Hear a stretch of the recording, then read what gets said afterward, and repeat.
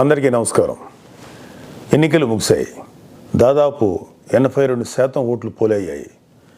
ఇది ప్రజాస్వామ్యంలో మంచి పరిణామం.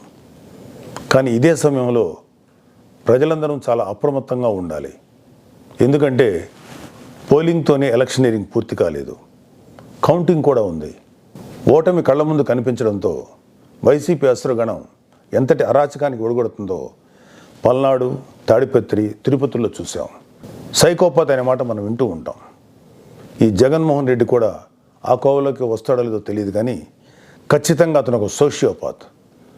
ప్రజలను కులాలుగా, వర్గాలుగా, పార్టీల వారీగా విడదీసి చిచ్చులు పెట్టి ఆనందించే రకం. అతనిలో ఆ మానసిక స్థితిని మొదట్లో ఎవరు గుర్తించలేకపోయారు. ఆ వ్యాధిని తన అసురగణానికి కూడా అంటించాడు. ఈ సోషియోపాత్ మానసిక స్థితి రోజు రోజుకి ముదిరిపోయింది. ఓటమి కనిపిస్తుండటంతో వైసీపీ ముఠాలు ఉన్మాదంతో ప్రజల ఇళ్ల మీద పడి అరాచకం సృష్టిస్తున్నాయి. మాచర్ల వైసీపీ ఎమ్మెల్యే సంబంధీకుల ఇళ్లలో పెట్రోల్ బాంబులు దొరికాయంటే ఫలితాలు వచ్చాక వీళ్ళు ఎంత రాక్షసత్వానికి తెగబడబోతున్నారో ప్రజలు గ్రహించాలి. తాడిపత్రిలో పోలీసులు కూడా తమను తాము రక్షించుకునేందుకు అగచాట్లు పడ్డారు. అంటే వైసీపీ ఎంతగా రెచ్చిపోతుందో అర్థం చేసుకోవాలి. వైసీపీకి ఓటు వేయలేదని తెలిసి ఇళ్లలో చొరబడి మహిళలను, పిల్లల్ని అందరినీ చావుగొట్టే పైశాచికత్వాన్ని పెంచింది ఎవరు? ఖచ్చితంగా ఈ జగన్మోహన్ రెడ్డి అనే చెప్పాలి. విశాఖపట్నంలోని కంచరపాలెంలో ఓ కుటుంబం కూటమి అభ్యర్థులకు ఓటు వేసిందని తెలిసి వైసీపీ గుండాలు ఆ ఇంట్లో మహిళలను, చదువుకుంటున్న పిల్లలపై దుర్మార్గంగా దాడి చేసింది. గర్భంతో పుట్టింటికి వచ్చిన మహిళపైన తీవ్రంగా దాడి చేశారు. అంటే వైసీపీ రాక్షసత్వం ఏ స్థాయిలో ఉందో తెలుసుకోండి. ఇలాంటివన్నీ తెలుసుకొని చిక్కటి చిరునవ్వులు చెందించే వ్యక్తిని ఏమనాలి? మహేష్ బాబు స్పైడర్ సినిమాలో విలన్ సూర్య గుర్తొస్తున్నాడు కదూ. ఉత్తరాంధ్ర నుంచి రాయలసీమ వరకు ఎన్నికల అనంతరం హింసను ప్రేరేపించడంలో వైసీపీ ఓటమి కనిపిస్తుంది. రాబోయే ఓటమిని కప్పిపుచ్చుకునేందుకే ఈ దాడులు చేస్తుంది. ఈవీఎంలు భద్రపరిచిన స్ట్రాంగ్ రూమ్స్ దగ్గర కూడా భద్రత పటిష్టంగా ఉంచాలి. అక్కడ సెంట్రల్ గవర్నమెంట్ వారిది 3 అంచెల సెక్యూరిటీ ఉంది. అయినా కూడా అక్కడ మన కూటమి పార్టీల ప్రతినిధులు నిరంతరం పహరా ఉండాలి.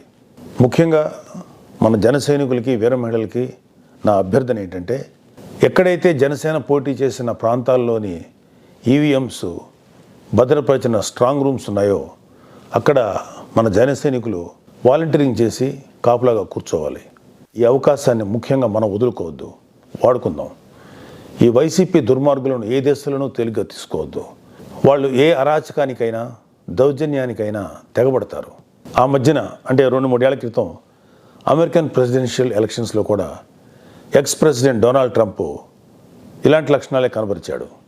ఎన్నికల్లో ఓడిపోతున్నాను అని తెలిసాక కూడా నేనే గెలుస్తున్నాను, గతం కంటే గట్టిగా ఓట్లు వచ్చాయని ప్రచారం మొదలెట్టాడు.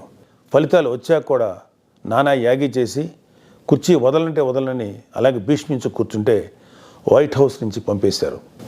దాదాపు ఇలాంటి లక్షణాలే మన ఆపద్ధర్మ ముఖ్యమంత్రి జగన్మోహన్ రెడ్డి కూడా ప్రదర్శిస్తున్నాడు. అందుకే మొన్నటికి మొన్న ఐపాక్ మీటింగ్లో కూడా తన పార్టీ గెలుస్తుందని గొప్పలు చెప్పాడు. అతని మానసిక స్థితిని వంట పట్టించుకున్న ఉత్తరాంధ్ర నాయకుడు ప్రమాణ స్వీకార ముహూర్తం, విశాఖలో స్థలం అన్నీ ప్రకటించేశాడు.